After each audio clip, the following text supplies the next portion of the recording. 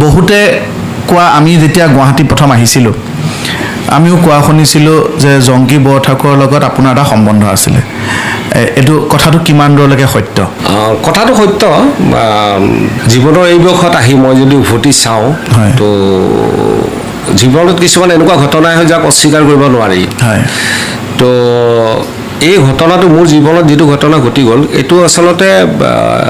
এটা স্বাভাৱিক ঘটনাই সেইটো বয়সত এটা স্বাভাৱিক ঘটনাই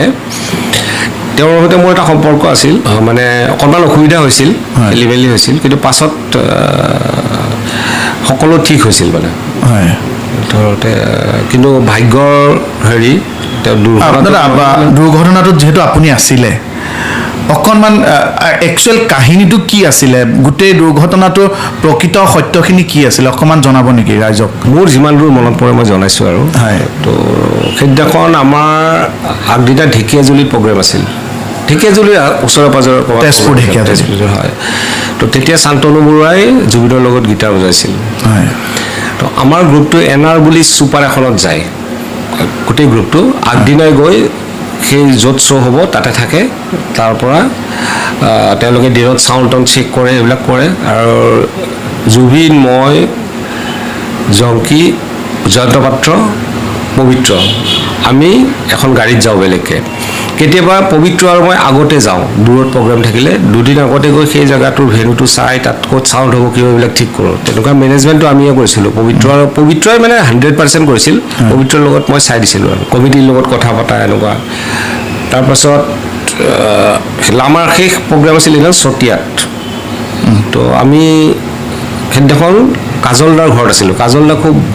মোৰ এতিয়া তেওঁৰ লগত সম্পৰ্ক নাই কিন্তু আমি ৰাতি কাজলদাৰ ঘৰত আছিলোঁ তেওঁ এজন খুব সাংস্কৃতিক কৰ্মী হয় তাৰে থাকোঁতে ৰাতিপুৱা আমি উঠি আমাক ক'লে যে আমি ছেক্ৰেটাৰী ঘৰত ভাত খাব লাগিব দুপৰীয়া ভাতটো যিহেতু চতিয়া ওচৰত আমি যাম তো আমি ভাত ছেক্ৰেটাৰী ঘৰত গ'লোঁ ভাত বিহু কমিটিৰ ছেক্ৰেটাৰী হয় কোনোবা তেনেকুৱা এজন মানুহ তাতে আৰু জুবিন য'তে যায় ঘেৰি ধৰে ন মানুহে তো তাতে বহুত অট'গ্ৰাফ লোৱা আহিল কিবা আহিল আমাৰ গাড়ীখন সন্মুখত পাৰ্ক কৰি থোৱা আছে মানুহ ঘৰৰ তাৰপাছত আমি ভাত খাই আহিব ওলাইছোঁ তেতিয়া মানে গৰিমাই ফোন কৰিলে যে তোমালোকৰ কিবা হৈছে নেকি ক'ৰবাত এক্সিডেণ্ট নাই হোৱা গৰিমাই ক'লে সেই মানুহ ঘৰত ফোন কৰিলে আৰু নাই হোৱা সেনেকৈ ক'লে বোলে এই এনেই উলিয়াইছে এইবিলাক অকণমান পিছত দেৱদায়ে ফোন কৰিছে তোমালোকৰ কিবা হৈছে নেকি নাই এই গুৱাহাটীত ওলাই গৈছে এনেকৈ আমি আছোঁ হাঁহিলোঁ আৰু আমি কথাটো তাৰপিছত ইণ্টাৰেষ্টিং চাবলৈ যেতিয়া আমি এতিয়ালৈকে আপোনালোক ছেক্ৰেটাৰীজনৰ ঘৰতে আছে ভাত খালোঁ আমি ভাত খাই 2-3টামান বাজিছে আৰু আমি যাব ওলাইছোঁ ওলাওঁতে আমি গাড়ীখনত বহি দেখোঁ জুবিন আৰু জংকীৰ যিখন বহি থাকে গানৰ বহি যিখন চাই গান গায় ইমান গানটো আৰু মুখস্থ নাথাকে তো গানৰ বহিখন নাই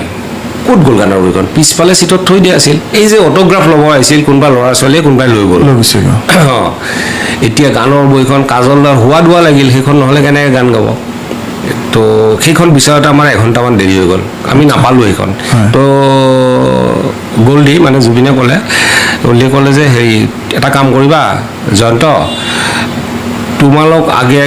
অলপ সোনকালে যাবা গৈ ৰবচন আৰু জংকীয়ে গোটেই গানবিলাক লিখিব আকৌ অলপ আছে আমি জানোৱে মোৰ মুখস্থ আছে তেতিয়া মই জুবিনৰ গানৰ ওপৰত এখন সংকলনো উলিয়াইছিলোঁ তো মই প্ৰায় গানবিলাক জানোৱেই তো আমি ক'লোঁ ঠিক আছে আমি তাৰ পৰা ওলাই গাড়ীত বহিছোঁ গাড়ীখন ষ্টাৰ্ট নহয় সেইখন ডাঙৰ গাড়ীখন নে সৰু গাড়ী নাই ডাঙৰ মানে হেৰিখন ফ'ৰ্ড আইকনখন অলৰেডি মিউজিচিয়ান গ্ৰুপটো গৈছে ছুপাৰখন গুচি গ'ল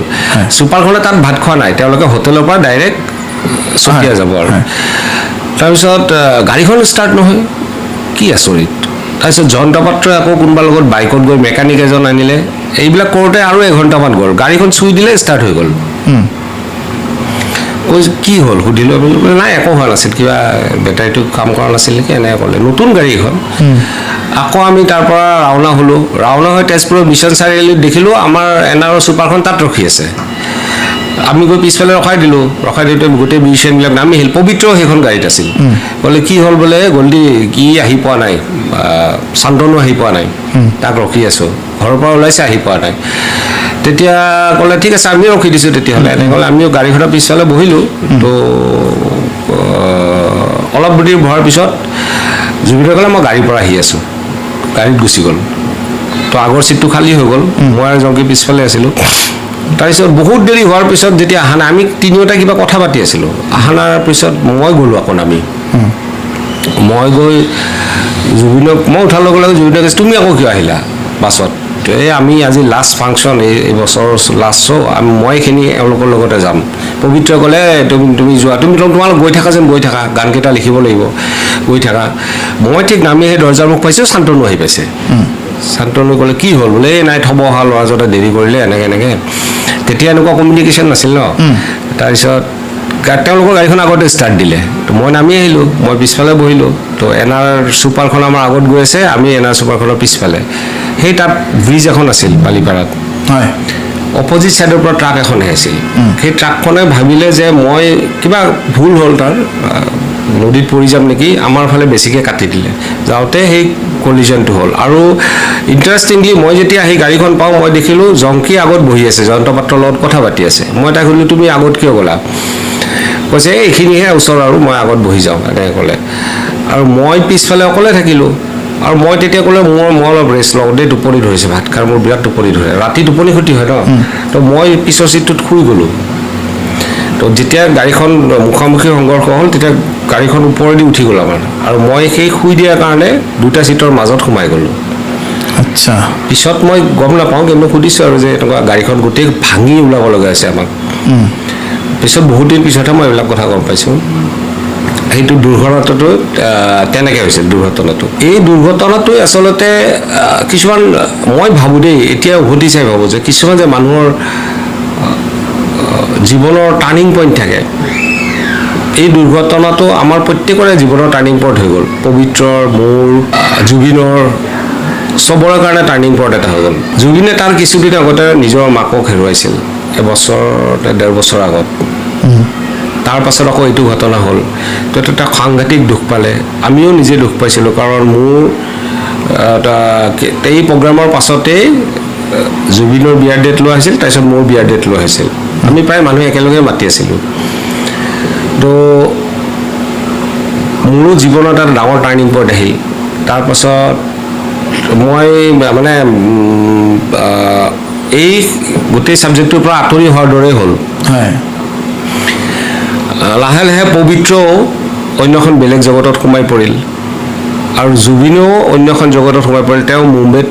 পাৰ্মানেণ্টলি থাকিম বুলি তাতে ঘৰ বনাই মোক লৈ গৈছিল যেতিয়া ঘৰটো বনাই মই প্ৰায় ময়ো গৈছোঁ প্ৰায় মই প্ৰথম যেতিয়া ঘৰটো লওঁ শ্বেৰে পাঞ্জাৱত তেতিয়া প্ৰায় মই 6 মাহ আছিলোঁ ঘৰটো লোৱাৰ দিনালৈকে মই আছোঁ ঘৰ লোৱাৰ দিনালৈকে মানে সদায় কাম চাব যাওঁ আন্ধেৰিত আছিলে আন্ধেৰিত তাৰ পাছতো মই বহুত বছৰ গলিৰ লগতে আছোঁ ক'ৰবাত কেলকাতা গৈছোঁ ক'ৰবাত গৈছোঁ তেনেকুৱা বহুত গৈছোঁ কিন্তু মই কোনো অনুষ্ঠানত যোৱা নাছিলোঁ আৰু মই এভইডো কৰিছিলোঁ মানে সামাজিক হেৰিৰ পৰা আঁতৰি আহিছিলোঁ মই কাৰণ বহুতে বহুত কথা সোধে যিবিলাক কথা ক'ব ভাল নালাগে মোক আৰু মই এই স্মৃতিৰ পৰা মই মানে নিজকে ওলাই আহিবৰ কাৰণে মোৰ বহুত টাইম লাগিছিল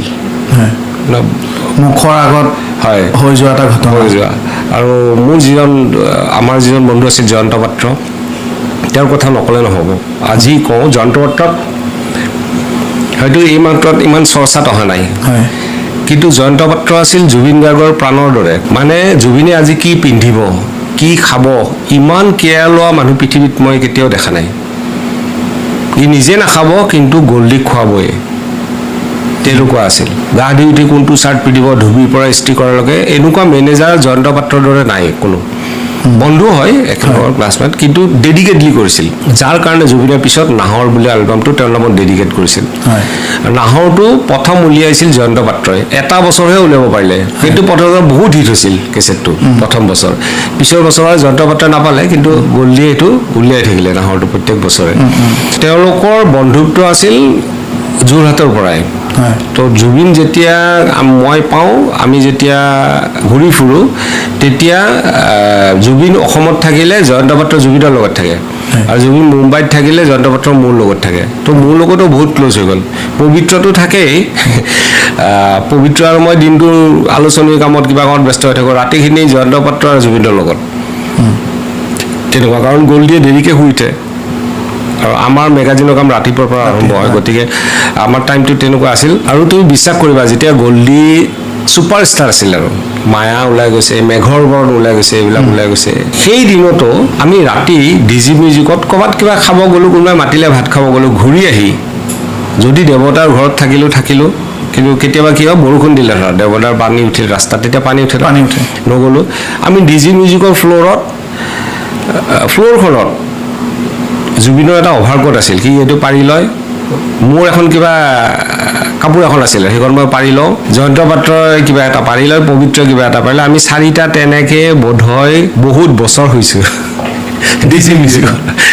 ৰাতিপুৱা এজন মানুহ কোনে গম পাই যে ৰাতি ফ্ল'ৰত শুই থাকে তেনেকৈ মানে এনেকুৱা বহুত কাহিনী গৈছে। আৰু গলি সেই বস্তুটো কেতিয়াও নেদেখিলোঁ যে তেওঁ নিজকে ষ্টাৰ বুলি ভাবা, ষ্টাৰডমটো কেতিয়াও নাছিল, তেওঁৰ বহুত চিম্পুল আছিল। আৰু মই প্ৰথম লগ পাওঁতেতো বহুত লাজ কৰি আছিল।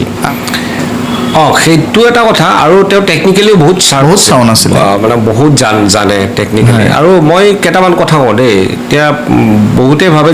এজন ছিংগাৰ হ'লে তেওঁ ছিংগাৰে গানে গায়, জুবিন তেনেকুৱা নাছিল, তেওঁ আছিল বহুমুখী প্ৰতিভা যাক কয়। আজি সেই দিনত তো বাতৰি কাকতৰ বাহিৰতো বেলেগ বস্তু আছিল আৰু টিভি আছিল, কিন্তু যদি তেতিয়াও সোধা হৈছিল যে অমুক ইংলেণ্ডৰ অমুক ক্ৰিকেটাৰৰ স্ক'ৰ কিমান তেওঁ জানে,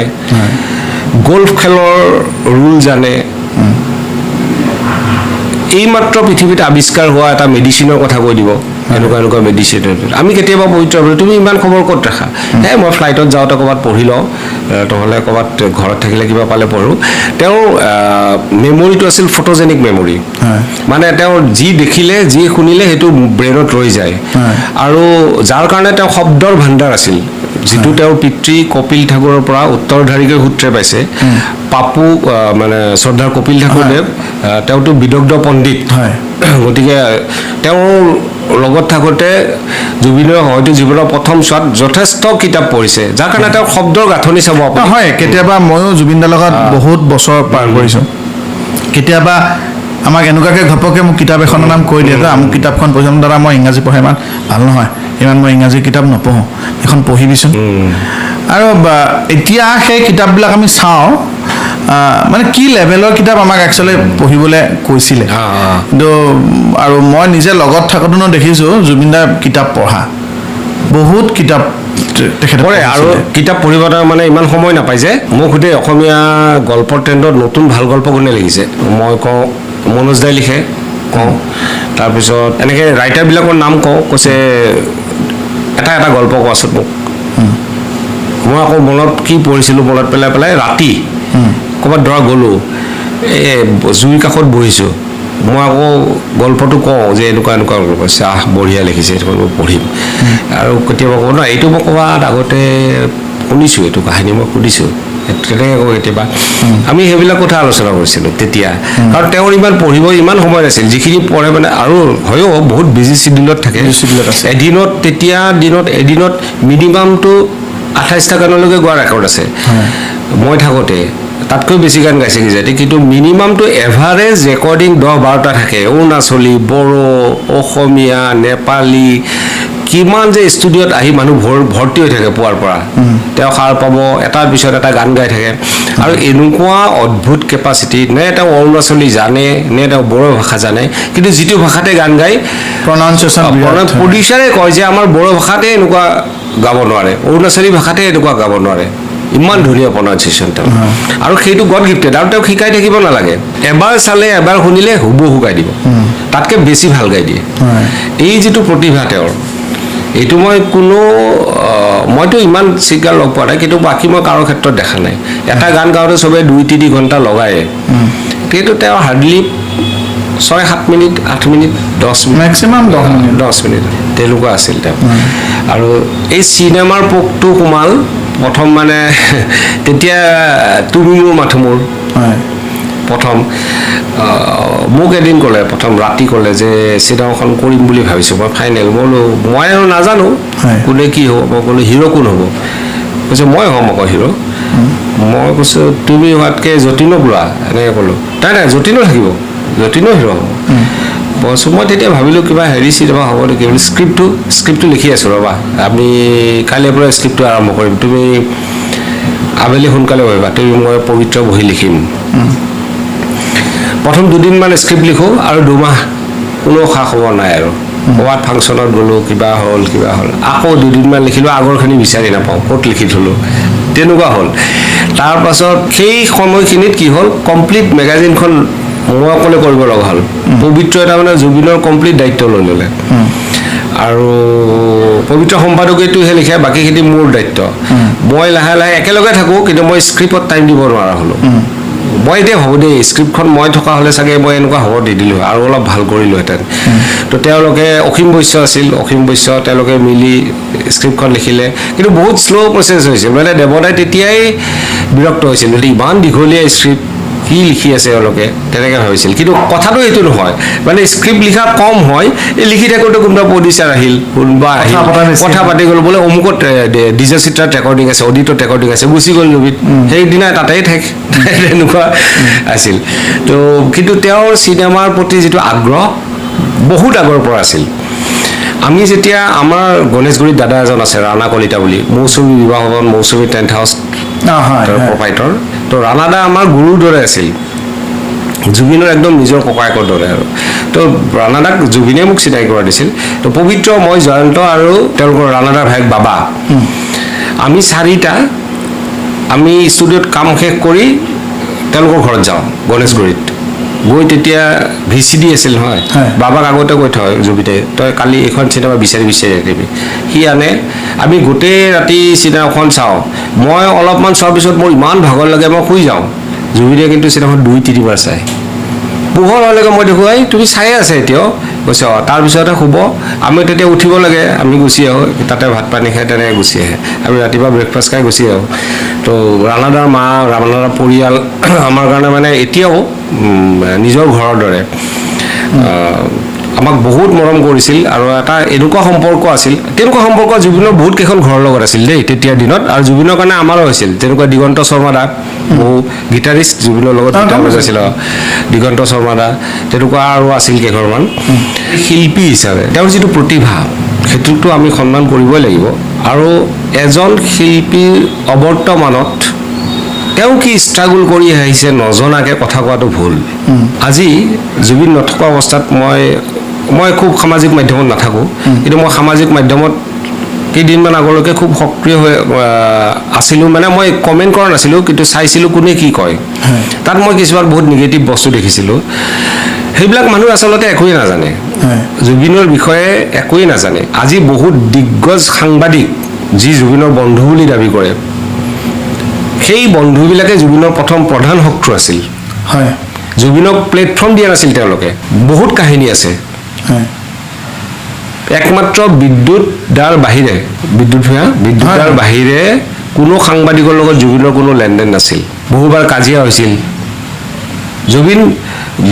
গৰ্বী নাছিল কিন্তু তেওঁক নেগলেক্ট কৰিছিল জোকাইছিল অপেনলি জোকাইছিল তেনেকুৱা আছিল সংবাদ মাধ্যমে তেওঁ বাতৰি পৰিৱেশন নকৰিছিল এটা অদ্ভুত ধৰণৰ ঈৰ্ষা আছিল জুবিনৰ প্ৰতি আৰু এই কেইজনৰ মেইন আছিল এই কেইজন মানুহে যি কেইজন মানুহে আজি কৈ আছে মোৰ বন্ধু ফেচবুকত ফটো দিয়ে হয় সেইখিনি মানুহৰ লগত জুবিনৰ বন্ধুত্ব হৈছিল কাৰণ জুবিন এজন পানীৰ দৰে মানুহ আছিল পিছত যেতিয়া সেইখিনি মানুহে বাধ্য হৈ জুবিনৰ প্ৰতিভাক স্বীকাৰ কৰি ল'লে পিছৰ পৰ্যায়ত যে এওঁক আৰু ৰখাব কোনেও নোৱাৰে যেতিয়া জুবিন এটা ছুপাৰষ্টাৰৰ ওপৰ পৰ্যায়লৈ গুচি গ'ল তেতিয়া সেইখিনি মানুহ বন্ধু হৈছে আৰু জুবিনে কেতিয়াও কোনো কথাত কাকো ধৰি নাৰাখে সেইকাৰণে তেওঁ উপজাচি মাতে ঘৰত ভাত খাব যায়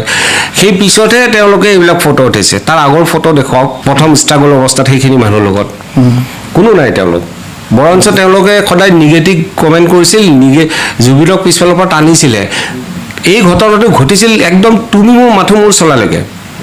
জুবিনক ইনচাল্ট কৰা তই স্মিতক ইনচাল্ট কৰা কিবা তুমি মোৰ মাথো মোৰলৈকে চলিছিল পিছত পবিত্ৰ মাৰ্ঘেৰিটা আৰু দেৱদা তেওঁলোকৰ নেৰা নেপেৰা প্ৰচেষ্টাতহে সংবাদ মাধ্যমৰ লগত জুবিনৰ ৰিলেশ্যনটো ভাল হৈছিল আৰু জুবিনক দেখিলে যে তেওঁ তেওঁক প্ৰতিৰোধ কৰিব নোৱাৰে আৰু তেওঁৰ বিষয়ে কৈ লাভ নাই তেতিয়া তেওঁলোক বন্ধু হ'ব বাধ্য হৈছিল নহ'লে তেওঁলোকৰ টকশ্বত নগ'লেও টকশ্ব নচলে এনেকুৱা হৈছিল টিভি চেনেল নচলে জুবিন নোহোৱাকৈ একোৱেই নোহোৱা হ'ল ন হাজাৰ হাজাৰ বিহুগীতত যেতিয়া গান গালে ফক চং অসমীয়া লোকসংগীত এনেকুৱা এটা ধাৰা নাই যিটো জুবিনে গান গোৱা নাই অসমীয়া চিনেমা জুবিনৰ মাতটো নহ'লে জুবিনে কাহটো মাৰিলেও অসমীয়া চিনেমা চলা হৈছিল এটা সময়ত সঁচা কথা ক'লে হয়নে নহয় তো তেওঁক গান গাবলৈ যেতিয়া প্ৰডিউচাৰবিলাক ৰখি থাকিবলৈ বাধ্য হ'ল তেতিয়া দেখিলে যে জুবিনক আৰু অপ্ৰতিৰোধ ৰখাব নোৱাৰে কোনো তেতিয়া তেওঁলোক আহি মানে জুবিনৰ ভক্ত হ'ল শিষ্য হ'ল বন্ধু হ'ল কিন্তু তাৰ আগৰ যেতিয়া আমি যেতিয়া ষ্ট্ৰাগল কৰিছিলোঁ সেই সময়ত আমাকো বেয়া পাইছিল সেইকাৰণে ইভেন পবিত্ৰ আৰু মোকো আমি বহুত কথা শুনিছোঁ জুবিনক সেই ব্যস্ততাটোৰ মাজত ৰখা সম্ভৱ নহয় কাৰণ তেওঁ এটা এনেকুৱা এটা ধুমুহাৰ দৰে মানুহ তেওঁ কোনো স্বাভাৱিক নিয়ম নীতি মানি চলা মানুহে নহয় তেওঁ কথা বেছি নকয় কিন্তু তেওঁ মনেদি যিটো ভাবে সেইটোৱে কৰে গতিকে তেওঁ আজি মই ভাবোঁ জুবিনৰ যদি পিছৰ পৰ্যায়ত যেতিয়াৰ পৰা তেওঁৰ শাৰীৰিক অসুস্থতা হ'ল সেইখিনি পৰ্যায়ৰ পৰা তেওঁৰ চাৰাউণ্ডিঙত থকা মানুহখিনিয়ে যদি জুবিনক আৱৰি ৰাখিলে হয় তেতিয়াহ'লে কিন্তু এই ঘটনাটো নহ'ল হয় কিন্তু তেওঁক দেখিলোঁ যে মই পিছত এতিয়া বহুত কথা শুনিছোঁ বহুত কথা গম পালোঁ যে তেওঁক আচলতে চবে শেষৰ চোৱা ইউজ কৰিলে নিজৰ স্বাৰ্থৰ কাৰণে ব্যৱহাৰ কৰিলে বহুত কথা থাকে ক'ব ইচ্ছা নাযায় তথাপিতো কওঁ এতিয়া যোনেই নহওক তেওঁৰ চাৰাউণ্ডিঙত থকা সেইজন চাউণ্ড ইঞ্জিনিয়াৰো হ'ব পাৰে মিউজিচিয়ানো হ'ব পাৰে যেতিয়া পৰিয়ালতকৈ অধিক সময় তেওঁলোকক দিয়ে তো তেওঁলোকে অকল তেওঁক আৰ্নিং চ'ৰ্চ বুলি ভবাটো ভুল আছিল জুবিন গাৰ্গ মোৰ আৰ্নিং চ'ৰ্চ সেইটো ভবাটো ভুল আছিল তেওঁ কেয়াৰো ল'ব লাগিছিল যেনেকৈ আমি থাকোঁতে লৈছিলোঁ আমি থাকোঁতে ইভেন পবিত্ৰ আৰু মই এই পৰ্যন্ত জুবিনক কওঁ যে তেওঁ ষ্টেজত কি ক'ব আজি সেইটো পৰ্যন্ত কওঁ যে তুমি এইখিনি কথাই ক'বা ইয়াতকৈ বেছি নক'বা পাছৰ পৰ্যায়ত যে গল্ডিয়ে ষ্টেজত যি টি কোৱা হ'ল এইবিলাক ঘটনা যে হ'ল কাৰণ তেওঁক কণ্ট্ৰল কৰা মানুহে নাছিল আৰু যিখিনি মানুহ আছিল স্বাৰ্থৰ কাৰণে আছিল সিহঁতে তই কিবা ক'লেও মোৰ একো নাহে নক'লেও নাহে সেই বস্তুটো যে হেম্পাৰ কৰিব তেওঁৰ হেৰিত এটা নিগেটিভ ইম্পেক্ট পেলাব সেই শেষৰ পৰ্যায়লৈকে অকল মই মেনেজাৰৰ কথা নকওঁৱেই শেষৰ পৰ্যায়লৈকে লগতে যি থাকিল আশে পাশে গৰিমা বৌহঁতক বাদ দি সকলোৱে কেৱল জুবিনদাৰ পৰা নাম ল'ব জুবিনদাৰ পৰা সুবিধা ল'ব সেয়ে থাকিলে এতিয়া চোৱা তেওঁ ইমান বিজি মানুহ তেওঁ যেতিয়া লাহে লাহে চিনেমাৰ কামো বাঢ়ি আহিল গানো সমান্তৰালভাৱে চলাই থাকিল শ্ব' চলাই থাকিল টক শ্ব'ত যায় বহুত কিবা কিবি চলি তেওঁ স্বাভাৱিকতে পৰিয়ালক সময় দিব নোৱাৰে আৰু তেওঁৰ লগত যদি গৰিমা থাকিলে গৰিমাও বেমাৰী হৈ গ'ল হয় তেওঁৰ লাইফষ্টাইলটো ফ'ল' কৰিলে ক'ত কেইটা বাজে ঠিক নাই আৰু ইতিমধ্যে জুবিনৰ ভণ্টিৰ এখন সংসাৰ আছে আৰু যিহেতু দেউতাক পাপু মানে শ্ৰদ্ধাৰ কপিল ঠাকুৰৰ শাৰীৰিকভাৱে অসুস্থ গতিকে গৰিমাই তেওঁলোকক সময় দিবই লাগিব গৰিমাই ভাবে যিহেতু গোটেইখিনি ঘৰৰে মানুহ সিদ্ধাৰ্থক বহুত বেছি বিশ্বাস কৰিলে সি যে 2 দিন টেবলেট নাখায় 3 দিন টেবলেট নাখায় ইমান সোপা দৰৱ দিছিল নাখায় বোলে এতিয়াহে আমি গম পাইছোঁ ভাত টাইমত নাখায় ৰাতি টাইমত নুখুৱে তেনেকুৱা এটা বেমাৰ থকা মানুহক কেনেকুৱা এটা আৱেষ্টনীত ৰাখিব লাগিছিল অকল শ্ব' কৰিব গ'ল পইচাকেইটা গণি ল'লে পিছৰ চোৱা সেইটো হ'ল যাৰ কাৰণে ইমান সোনকালে ডিটেৰিয়েট হৈ গ'ল ইমান সোনকালে ডিটেৰিয়েট হ'ব লগা মানুহ নাছিল তেওঁ বহুত ষ্ট্ৰং আছিল ইভেন মইতো ভাবোঁ মোতকৈ বহুত বেছি ষ্ট্ৰং বা পবিত্ৰতকৈ বহুত বেছি ষ্ট্ৰং আছিল কিন্তু এই যিটো তেওঁৰ পিছৰ পিৰিয়ডটো ইমান পটককৈ যে ডিটেৰিয়েট হৈ গ'ল সেইটো মানে তেওঁ নাছিল তেওঁ একমাত্ৰ নেগলিজেঞ্চিৰ কাৰণে হৈছে এইটো তেওঁৰ চাৰাউণ্ডিঙৰ মানুহখিনিৰ ডিউটি আছিল দোষ কাৰ মই নকওঁ কিন্তু ইমান স্বাৰ্থপৰ হোৱাটো ভাল নহয় এইটো ভয়ংকৰ কথা তেতিয়া জুবিনৰ প্ৰথম গুৱাহাটীত মানে এখন ৰঙা মাৰুতি কাৰ তেতিয়া গুৱাহাটীত 800 মাৰুতি 800খনে বিলাসী গাড়ী তেতিয়া মানে গুৱাহাটীত আৰু সেইখন লৈ জুবিনে ষ্টুডিঅ'ত গান গাই ঘূৰি ফুৰে চলাই জয়ন্ত পাত্ৰই সেইখন গাড়ীত উঠি আমি জুবিনে বি বৰুৱা কলেজত আমাক লৈ যায় আমি গাড়ীখনত কিমান উঠো জানা জংকি উঠে মমন উঠে পবিত্ৰ উঠো জুবিনৰ কাজিন দাদু অতনু গৌতম হা জয়ন্ত পাত্ৰ মই যেতিয়া গাড়ীখনৰ পৰা নামে কাষৰ মানুহ আছে ইমান মানুহ আছিলে গাড়ীখনত তেনেকৈ ভাবে আৰু ৰাস্তাত যদি কোনোবা আহি আছে উঠো আমি সৰস্বতী পূজা আজি যাবি বৰত যাওঁ একদম কোচৰ এটাৰ ওপৰত এটা আৰু মানে গাড়ীখনত ভৰ্তি কৰি সেইখন কাৰণে বহুত ডাঙৰ গাড়ী আৰু সেইখন তেতিয়া গাড়ীখন মানে চফা কৰাৰ পৰা গাড়ী চলোৱা চব মেইনটেনেঞ্চ কিন্তু জয়ন্ত পাত্ৰৰ কাৰণ আমি কোনেও গাড়ী চলাব নাজানো তেতিয়া জুবিনে চলায় কিন্তু জুবিনক আমি চলাব নিদিওঁ এনেকুৱা ভয়ংকৰ গাড়ী চলায় মানে আমি বহুত দিন তেতিয়াই মানে হেৰিৰ পৰা বাচিছোঁ আৰু কণ্ট্ৰল ভাল কিন্তু ভয় লাগে উঠিব বহুত স্পীড বহুত স্পীড চলাই ফাই চলাব একদম আমি পবিত্ৰ আৰু মইতো একদম মানে ভয়তে মানে উঠাৰ পৰা হাতত ধৰি থাকোঁ তুমি চলাব নালাগে এনেকুৱা ৰাতি ষ্টুডিঅ'ৰ পৰা ক'ৰবাৰ পৰা এনেকুৱা পাহাৰৰ মাজেদি এনেকৈ চলাব নহয় ভয় লাগি যায় মানে তাৰপিছত সেই গাড়ীখন লৈ গৰিমাৰ জুবিন আৰু গৰিমাৰ ৰিং চেৰেমনি ডেট ঠিক হৈছিল তেতিয়া আৰ্মিৰ বজৰং অপাৰেশ্যন তো আমি গধূলি ওলালোঁ পিছদিনাখন আমি গোলাঘাট পাব লাগে যোৰহাটত সোমাই আমি গোলাঘাট যাম তো আমি ওলালোঁ মোৰ লগত আছিল আমাৰ লগত আছিল জ্যোতি দেউৰী তেওঁ ৰেলৰ ইঞ্জিনিয়াৰ হয় জুবিনৰ জ্যোতি দেউৰী অসমৰ এজন অন্যতম দেউৰী সংগীতৰ সংগীত লিখতা মিউজিক কৰে দেউৰী চিনেমাৰ লগত জড়িত কেডিৰ ৰিলেটিভ হয় আৰু তেওঁ মাৰ্চিয়েল আৰ্টৰ বহুত ডাঙৰ হেৰি হয় তেওঁ তুমি মোৰ মাথো মূৰৰ তেওঁ একশ্যন ডিৰেক্টৰ আছিল দেউৰী জ্যোতি দেউৰী আৰু আছিল অতনু গৌতম দাদু মই পবিত্ৰ সেইদিনাখন কিবা কাৰণত নাই পবিত্ৰ দেৱদা পাছত আহিব আৰু জুবিন আগত বহিল জয়ন্ত পাত্ৰ গাড়ী চলালে আমি তিনিটা পিছত আহি আছোঁ গম নাপাওঁ তেতিয়া ৰাস্তাত ইমান লাইট নাই খালি ট্ৰাক মাজে মাজে আহে আৰ্মিৰ ফুল অপাৰেশ্যন আহি আছোঁ ৰহাত এখন দোকান দেখিলোঁ ৰাস্তাৰ কাষত তো সেইবোলে ৰবা আমি পানী বটল লওঁ নামিলোঁ নমাৰ লগে লগেতো ক'ৰ পৰা জানো 3-4খন জিপচি আমাক ঘেৰি ধৰিলে ধৰি একদম মূৰত বন্দুক থৈ মাটিত বগৰাই দিলে বন্দুক আছে তেতিয়া মানে জুবিনৰ চুলি দীঘল মোৰো চুলি দীঘল আমিতো একদম বিৰাট ভয় লাগিছে কি ঘটনা একো বুজি পোৱা নাই আলফাই নে আৰ্মিয়ে হিন্দীত সুধিছে কোন হওক তোমলোক কাহা যা ৰহ এনেকৈ ক'লে তাৰপিছত মই ক'লোঁ প্ৰথম যে আমি এনেকৈ জুবিন গাৰ্গ হয় ছিংগাৰ কিয় ইয়ে জুবিন গাৰ্গ হে খাৰা হওক এনেকৈ ক'লে তাৰপিছত সেই মানুহজনে চিঞৰি ক'লে ছাৰ ইহা কৈ জুবিন গাৰ্গ বলকে ছিংগাৰ হে এনেকৈ কৈছে তেতিয়া লগালগ মস্ত মানুহ এজন নামি আহিল তেওঁৰ নামটো কিবা নীতিশ তিৱাৰী নে নীলেশ তিৱাৰী আছিল তেওঁ মানে কৰ্ণেল বা মেজৰ এনেকুৱা আৰু আৰে জুবিন कहाँ से आए हो इतना रात को कल हमारा एक गोलाघाट में एक प्रोग्राम है जा रहा हूँ चलो मेरे साथ चलो এই বুলি কৈ আমাক এখন বেলেগ জিপচিত বহালে আমাৰ গাড়ীখন ল'লে আৰ্মি এটাই চলালে আৰু জুবিনক সেই মানুহজনে লৈ গুচি গ'ল আমি গৈ আছোঁ ক'ত গৈছোঁ নাজানো আৰু আধা ঘণ্টা 1 ঘণ্টামানৰ ভিতৰত দেখিলোঁ তেতিয়া আন্ধাৰ ন ৰাতি ডাঙৰ আৰ্মি কেম্প এটা তাৰপিছত ক'লে তুম লোক হাত মুখ ধো লো ইহা যো খানা হে খা লো এই বুলি কয় পিছত কিন্তু আমাৰ মূৰত বন্দুক লগাই থৈ দিছে লৰচৰ কৰিব দিয়া নাই হা আমিতো বুজিব মানে কি হ'ব এতিয়া তাৰপিছত জুবিন নাই আমাৰ লগত সেই মানুহজনে লৈ গ'ল ভয় লাগিছে ইফালে কালি ৰাতিপুৱা ৰিং চেৰেমনি আছে বিশ্বাস কৰিব 12টা বাজিল 1টা বাজিল 2টা বাজিল আমাৰ তেতিয়া টেনশ্যন লাগি গ'ল এতিয়া কি কৰোঁ ওচৰৰ পাজৰৰ ফোন আছে নেকি আৰু গোটেইবিলাক আৰ্মিয়ে মুখত কাপোৰ মাৰি থৈ দিছে মুখৰ ফালে নাচায় আমাৰ গম পাইছানে আমাক ভুজিয়া দিছে চিকেন দিছে ৰাম খাব দিছে এইবিলাক দিছে আমাৰ আৰু ভয়তে ক'ত খোৱা যায় আৰু আমি ভাবিছিলোঁ ক'ৰবাত হোটেলে খাম আৰু